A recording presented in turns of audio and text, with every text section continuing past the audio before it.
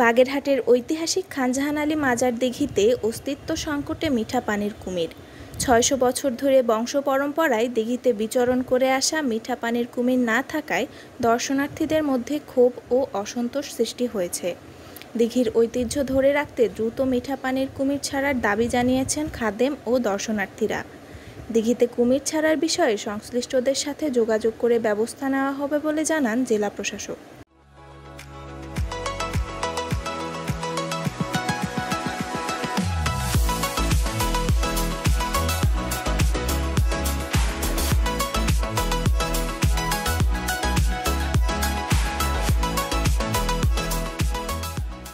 প্রায় ২০০ একর আয়তনের বিশাল বাগেরহাটের হযরত খানজাহান আলী মাজার দিঘি।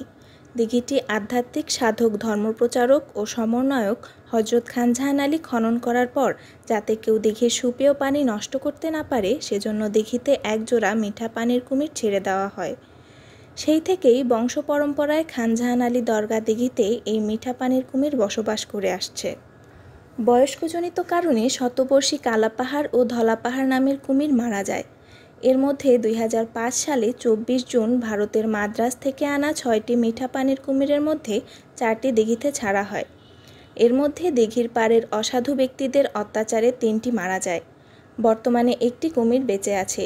প্রাকৃতিকগতভাবে কুমির হিংস্র প্রজাতির প্রাণী হলেও বংশ পরম্পরায় দরগার কুমির ছিল এর বিপরীত। দর্শনার্থীরা গায়ে হাত বুলিয়ে অনেক সময় নিজ হাতে মুখের মধ্যে খাদ্য ঢুকিয়ে দিলেও কুমির কখনো হিংস্রতা দেখায়নি।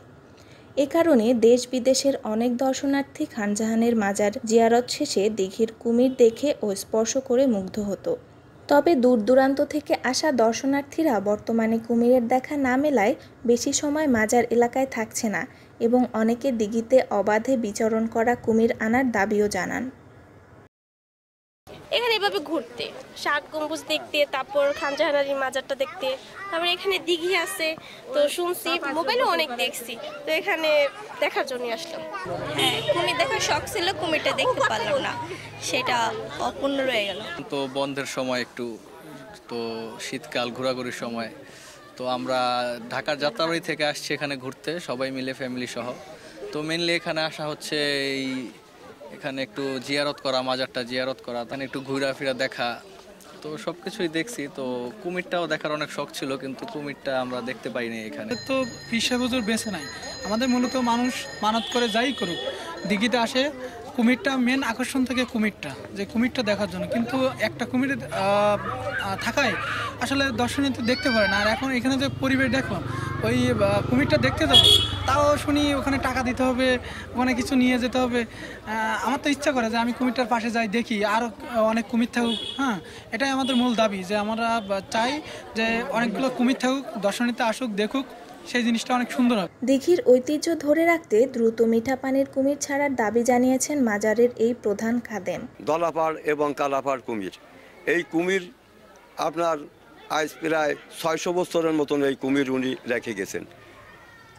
তার ভিতর মাঝপথে এসে মাদ্রাজ থেকে ৬টা কুমির আনে এই দিঘিতে ছাড়ার পরে এই কুমিরি মারামারি করে আমাদের যে মূল যে কুমির, মানে খানজাহান আলী পীর সাহেবের যে ওনার যে ছাড়া কুমির কালোপাড় মারা যাওয়ার পরে ওই ৬টা কুমিরের 3টে ওই মারা গেছে, আর 2টো হচ্ছে লেগে করমজাল দেওয়া হয়েছে, একটা আছে।